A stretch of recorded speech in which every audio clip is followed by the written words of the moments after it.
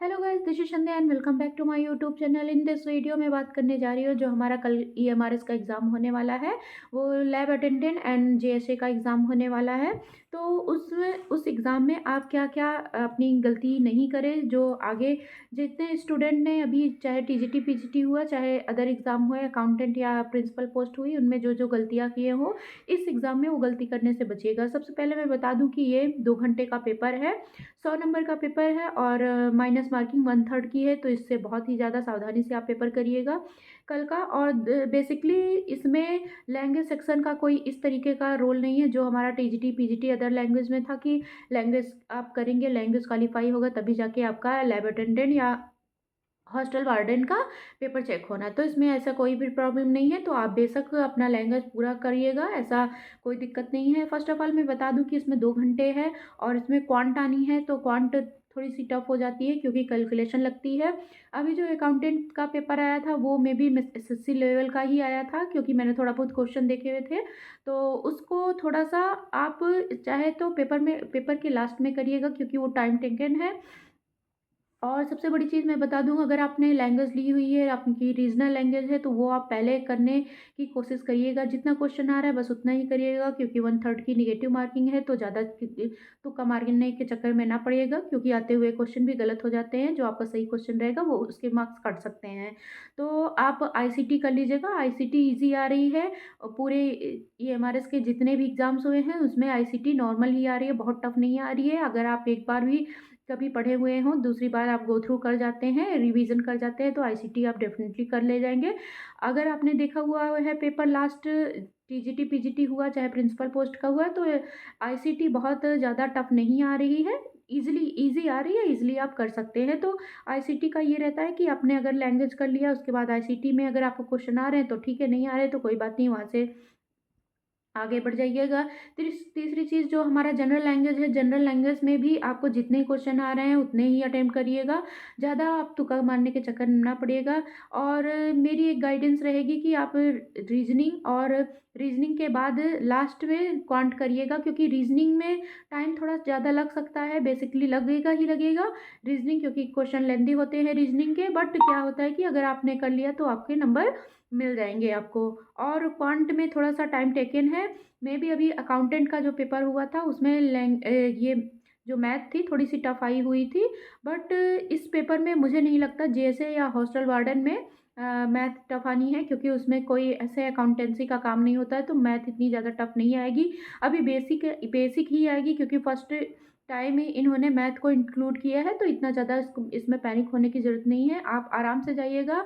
और सबसे पहले आप लैंग्वेज का अटेम्प्ट करिएगा, उसके बाद आईसीटी करिएगा, जनरल अवेयरनेस करिएगा, उसके बाद जाके आप रीजनिंग एंड क्वांट पे जाइएगा। और दूसरी चीज़ मैं बता दूं कि आप अभी एग्ज़ाम आप अपने टाइम के हिसाब से जाइएगा, क्योंकि एग्ज़ाम के 1-1.5 घंटे अगर आप पहले पहुंच जाएंगे अपने सेंटर में तो आपको ही रिलैक्स होगा। और जो आपके माइंड में इतना सब कुछ चल रहा होगा, वहाँ 1-1.5 घंटे में आप रिलैक्स हो जाएंगे, आप वहाँ के इन्वायरमेंट में ढल जाएंगे। तो आराम से पहले जहाँ भी आपका सेंटर गया है आप कोशिश करिएगा आधे घंटे पहले पहुंच जाइएगा। और तीसरी चीज़ मैं बता दूं कि आप कोई भी वॉच ना पहन के जाइएगा, चाहे वो डिजिटल वॉच हो चाहे नॉर्मल वॉच हो, वो वहाँ पे निकलवा देते हैं, तो वॉच की ज़रूरत नहीं रहती है।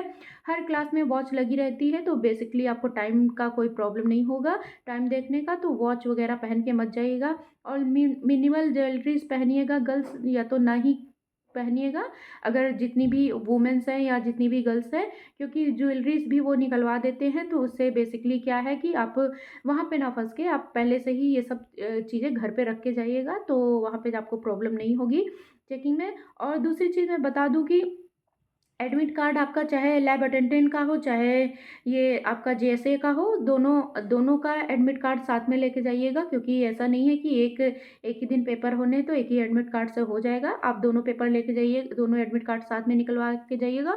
ये ब्लैक बॉल वाली पेन लेके जाइएगा, चाहे ब्लू रख लीजिएगा चाहे ब्लैक, वैसे ज़्यादातर ब्लैक बॉल पेन होती है। आप जेल पेन का यूज़ बिल्कुल भी मत करिएगा, क्योंकि जेल पेन से होता क्या है कि वहाँ पे जेल पेन फैलने का डर रहता है। तो जेल पेन आप बेसिकली बिल्कुल भी यूज़ मत करिएगा। और आप लोग अच्छे से तैयार होके जाइएगा, सुबह का जिसका शिफ्ट है वो अच्छे से कपड़े-वपड़े पहन के जाइएगा, क्योंकि अभी मौसम जो है वो थोड़ा-सा कोहरा वाला है, तो आप अच्छे से ढक-ढका के अपने आप को जाइएगा, तबीयत मत खराब करिएगा। क्योंकि कपड़े-वपड़े पहने रहेंगे तो वहाँ पे आपको थोड़ी-सी राहत रहेगी इस ठंड से, क्योंकि ठंड अभी बहुत ज़्यादा है, तो अपने आप को सेफ्टी से रख के जाइएगा और ज़्यादा सामान आपको ले जाने की ज़रूरत नहीं है, जितना ज़्यादा सामान ले जाएँगे उतना ही वहाँ पे पैनिक होंगे आप रखने के चीज़ों के। तो इससे अच्छा है कि आप हर चीज़ जो जो पॉसिबल नहीं है वो घर पे छोड़ के जाइए, सॉरी, जो पॉसिबल है वो घर पे छोड़ के जाइए। जो 1 आध 2 सामान आपके फ़ोन वगैरह जो भी हैं, आपको अगर ले जाना है तो ले जा सकते हैं। वहाँ पे फ़ोन-वोन जमा करने का सब व्यवस्था रहता है, तो वहाँ पे आप कर सकते हैं। बाकी कल के एग्ज़ाम के लिए बेस्ट ऑफ लक सबको, और अच्छे से पेपर दे के आइएगा। हाँ, सबसे बड़ी चीज़ मैं ये बोलना चाहूँगी, 1/3 की नेगेटिव मार्किंग है, तो आप पूरा 100% पेपर करने की ज़रूरत नहीं है और करने के लिए सोचिएगा भी नहीं। और जो है मेरिट बहुत हाई नहीं जाएगी, 670, अगर आपने क्वेश्चन 70 क्वेश्चन आपने एकदम सही-सही अटेम्प्ट कर लिए तो वहीं पे आप रुक जाइएगा, तुक्का मत मारिएगा। 60-70 क्वेश्चन आपने अच्छे से कर लिए, आपको पता है कि ये क्वेश्चन हमने सही किए हैं, तो बस आपका पेपर वहीं पे क्वालीफाई हो जाता है। आप अपने आप को वहीं पे समझ लीजिएगा कि हमारा ये फर्स्ट टायर फर्स्ट का एग्ज़ाम निकल जाएगा।